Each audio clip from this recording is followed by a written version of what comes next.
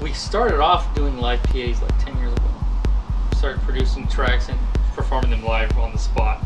But we were just making these real kind of hard 2-minute to the point tracks, you know, just bangers, some breakdowns, not even breakdowns, but you know, just it gets to the cream of the track. We were playing our own music, using programs like Rebirth, Acid, eventually Fruit Loops, Reason, kind of creating like almost like a DJ battle mix, but using our all original material. We're raised on Kraftwerk, 80s music, you know, any kind of synth music and electro, all the way till the 90s, and then we started to develop our own musical tastes, and I started to really get heavily into industrial music, and of course techno music. Eventually we started going clubbing, you know, and raving and going to warehouse parties and undergrounds, and that's where we really saw what the music is like and how it's experienced, and how all the influences from all over the world are coming out on the people's vinyls.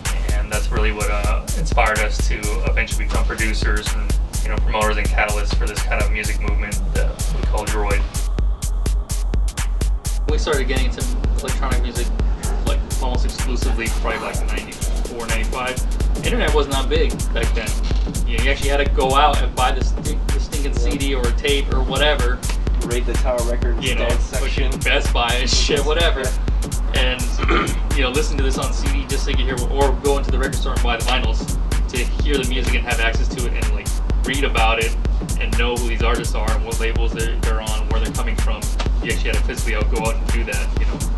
Psychotrance series, I think that's been a big influence on us. Name it sounds silly, but you know, the artist on there was Mr. C, Darren Emerson, Eric Tull from Bush Records, Slam, and God's Sound. Obviously the Jeff Mills mixes were huge. X-Mix, yeah, the X-Mixes. Really cool mix. Juan Atkins, Wax Tracks mix. Yeah. Really kind of introduced to this Detroit vibe. Yeah. Definitely the influences from those tracks. Like, it's kind of what we try to get out in the studio as well.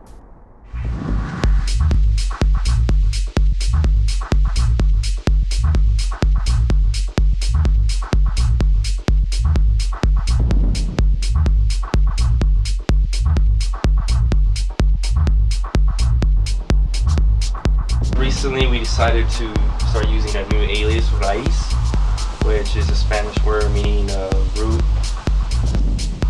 We released a record earlier this year on a local label run here by Silent Servant called Historia y Violencia, and that was the Raíz debut. I think we're kind of going back to a bit of our older stuff that we used to do maybe 6 years ago, kind of really influenced by Detroit and like really deep techno. We started producing on software mainly, but we love to implement hardware. I mean, there's even a few tracks where he'll plug in his electric guitar, run through a guitar rig with all the different effects, and add just kind of eerie sound design in the background that, you know, you really can't get just playing on software. We definitely sample a lot of stuff on the spot and then later use it in the track, resequence it, recut it, and even like, you know, replay the notes in a different way. But there's also times where we use MIDI to kind of play the lead synth then and there. The synths are something that we always wanted to get, even when we were just working with software. Right from the beginning, seeking out obviously something classic like a Juno. The Juno 106 was huge, and obviously, you know, instruments like the 909, the 808 are something you covet as a techno producer right from the beginning. We also have an RZ1 as well over there. We love drums, what can I say? Yeah. We love drum sounds, drum machine sounds. Machine software, hardware is also a really keystone in our studio and live performance. I like to use the machine a lot, especially as a MIDI controller and also as a drum machine. I actually switch back and forth between modes all the time.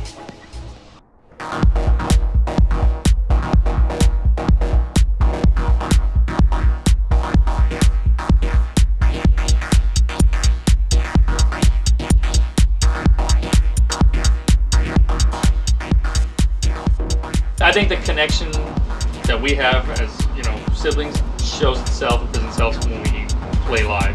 Like unspoken timing that we have, because like we kind of know when to play the next song, next part, change it up, do a breakdown, take the bass out, do effects. We mostly work separate. You know, we work on projects separately, but when it comes to finalizing projects, we're definitely in the studio at the same time, making sure the mixes are finalized, sequencing, automation, all that kind of stuff. We definitely make sure that we're both on the same page. We're both always in the same house. Obviously, I'm in Marmot. I can hear what the hell he's doing. You know, I'm in there trying to watch a movie and I hear. So if I hear something that I like, I'll maybe run in here and go, "That's cool.